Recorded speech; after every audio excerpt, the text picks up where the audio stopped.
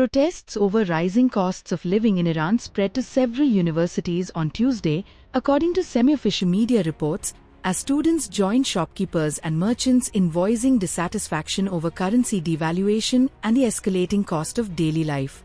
The Fars news agency reported that hundreds of students demonstrated at 4 universities in the capital, Tehran, on Tuesday.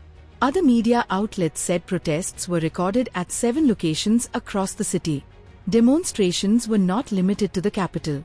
ILNA news agency and state-run IRNA reported protests at a technology university in the central city of Isfahan, as well as at institutions in the cities of Yazd and Zanjan. President Masoud Pezeshkian responded to the unrest late on Monday following major protests in Tehran. In a post on social media, he announced that he had instructed the Interior Minister to arrange talks with protest leaders to discuss what he described as the legitimate demands of demonstrators and to work on a government response.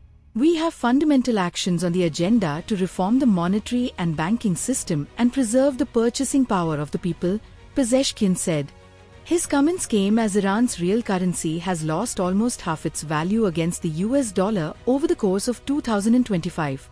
Inflation reached 42.5% in December, driven by continued US and European sanctions and fears of further Israeli strikes following the brief conflict in June. On Tuesday, Iranian media quoted government spokesperson Fatemeh Mohajirani as saying that authorities recognize the protesters. She said, "The government will listen patiently, even if there are harsh voices, because we believe that our people are patient enough, and when their voices are raised, the pressure that is being put on them is high. The government's job is to hear the voices and help them reach a common understanding to solve the problems that exist in society.